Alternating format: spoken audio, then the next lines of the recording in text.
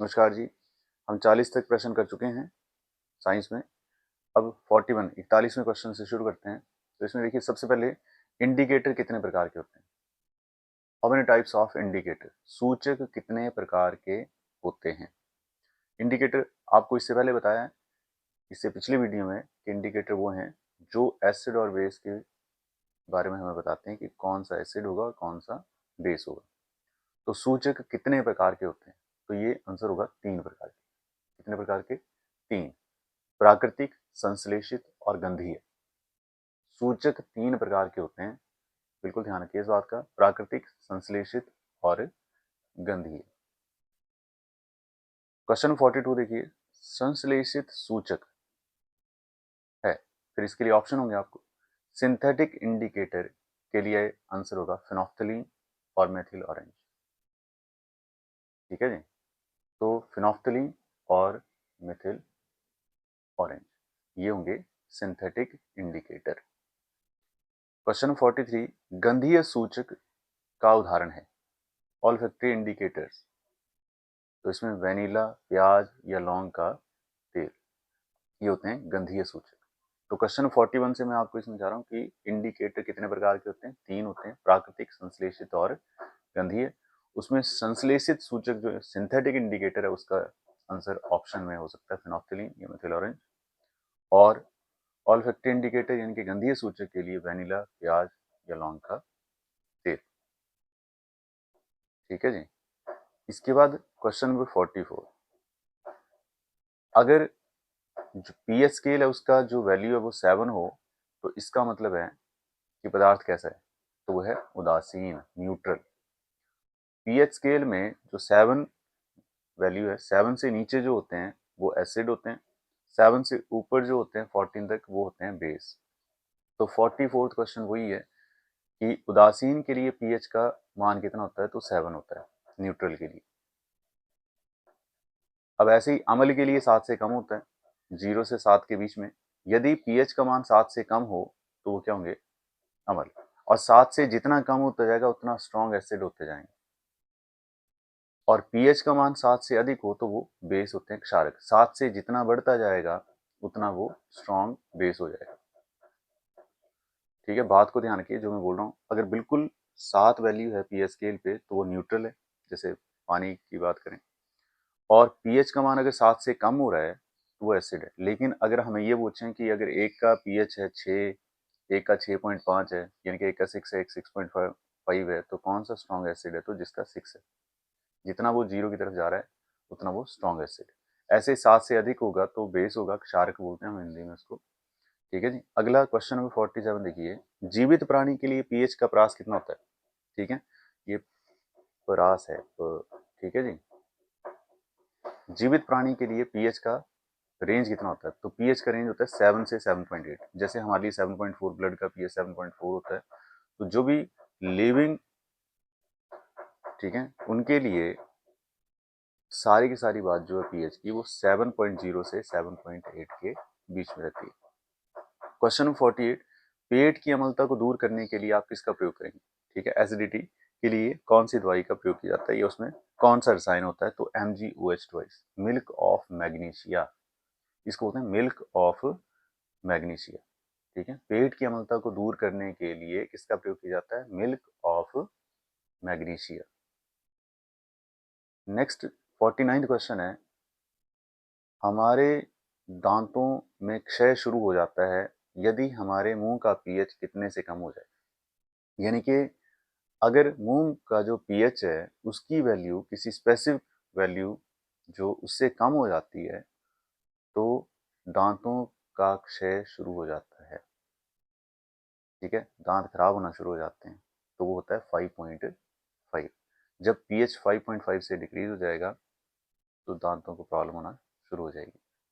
50वां question है, अम्लीय वर्षा का पीएच कितना होता है? एसिड रेन, जो एसिड रेन होती है उसका पीएच होता है 5.6। ये वैल्यूज इंपॉर्टेंट हैं, इनको याद करिए तब होगा। बार बार सुनिए, पढ़िए, वैसे चलेगा। अम्लीय वर्षा का पीएच कितना होता है? तो 5.6 एसिड रेन के लिए। 51 है, नींबू का पीएच कितना होता है? तो नींबू का पीएच होता है 2.2। ठीक है, 2.2। और ऊपर आप अगर क्वेश्चन देखें तो मैंने बोला है कि अमल का पीएच 7 से कम होता है, तो नींबू का पीएच 2.2 है, यानी कि एसिड। शुद्ध जल का पीएच कितना होता है, प्योर वाटर के लिए पीएच कितना होता है, तो 7। जठर रस, ठीक है, वाइल्ड जूस का पीएच कितना होता है, तो 1.2। ठीक है, जठर जो शब्द है वो पेट के लिए यूज होता है। 54th क्वेश्चन देखें तो MgOH ट्वाइस का पीएच, यानी कि मिल्क ऑफ मैग्नीशिया का पीएच कितना होता है, तो 10। इसका मतलब मिल्क ऑफ मैग्नीशिया कैसा हुआ, बेस। अब क्वेश्चन नंबर 48 में देखें अगर, तो पेट की अम्लता को दूर करने के लिए बेस का यूज हो रहा है, तो एसिड को बैलेंस करने के लिए बेस का इस्तेमाल हो रहा है, न्यूट्रल कर रहे हैं उसको। ठीक है ना, तो ये ध्यान रखिए। तो MgOH ट्वाइस का पीएच होता है 10 और NaOH का पीएच होता है 14, तो ये भी बेस हुआ। ठीक है, सोडियम हाइड्रोक्साइड है ना, का पीएच हो गया 14। 56 प्लास्टर ऑफ पेरिस का फॉर्मूला क्या होता है, chemical formula plaster of Paris. देखिए, प्लास्टर ऑफ पेरिस का CaSO4 half H2O। Plaster of Paris का जो केमिकल फॉर्मूला वो है CaSO4 हाफ H2O। जिप्सम के लिए CaSO4 2 टाइम H2O, तो जिप्सम से ही हमें प्लास्टर ऑफ पेरिस मिलता है। ठीक है जी, तो इसमें हाफ H2O और इसमें 2 H2O। अगला जो 58 है वो है विरंजक चूर्ण। ब्लीचिंग पाउडर का केमिकल फॉर्मूला क्या होता है, तो CaOCl2। ठीक है, ब्लीचिंग पाउडर का होता है CaOCl2। उसके बाद है बुझा हुआ चूना, तो बुझा हुआ चूना का सूत्र है CaOH ट्वाइस। बुझा हुआ चूना का सूत्र होता है CaOH ट्वाइस।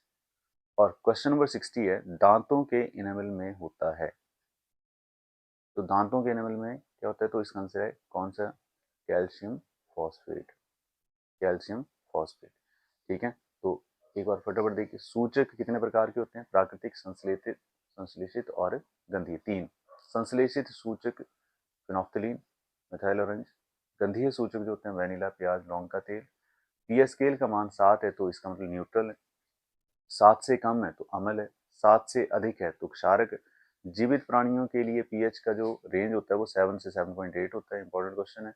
और पेट की अम्लता को दूर करने के लिए आप किसी बेस का इस्तेमाल करेंगे तो वो है MgOH twice, milk of magnesia. और मुंह के लिए जो पीएच अगर 5.5 से कम हो जाए तो दांतों का क्षय होना शुरू हो जाता है। अम्लीय वर्षा का पीएच कितना होता है, तो 5.6। नींबू का पीएच 2.2। जठर रस का पीएच 1.2। शुद्ध जल का पीएच 7 और मिल्क ऑफ मैग्नीशिया का पीएच होता है 10। NaOH का पीएच होता है 14। फिर प्लास्टर ऑफ पेरिस के लिए फॉर्मूला बताया आपको CaSO4 हाफ H2O। जिप्सम के लिए CaSO4 2H2O। व्यंजक चूर्ण के लिए CaOCl2। बुझा हुआ चूना CaOH ट्वाइस और दांतों के एनिमल में होता है कैल्शियम फॉस्फेट। बार बार सुनेंगे तभी याद होगा। ठीक है, फिर एक बार फिर से अगर मैं रिवीजन पे आऊँ, सूचक कितने प्रकार के हुए, 3 प्राकृतिक, संश्लेषित, गंधीय। संश्लेषित सूचक के लिए फिनोफ्थलीन, मेथिल ऑरेंज। गंधीय सूचक के लिए वेनिला, प्याज, लौंग का तेल। पीएच का मान 7 है तो वो है न्यूट्रल। 7 से कम है तो अम्ल। 7 से अधिक है तो क्षारक। जीवित प्राणी के लिए पीएच कितना बताया, 7 से 7.8 के बीच में। पेट की अम्लता के लिए किसका प्रयोग करते हैं, milk of magnesia.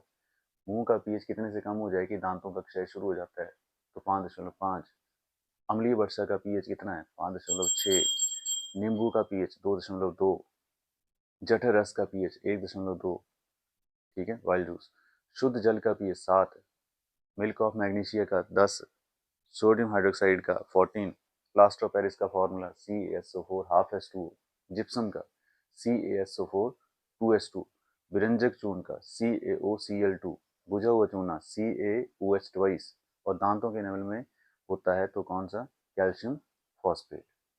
3 bar repeat किया मैंने। ठीक है, तो इस तरह से अगर बार बार आप इन चीज़ों को पढ़ेंगे तब ये याद होंगी। धन्यवाद।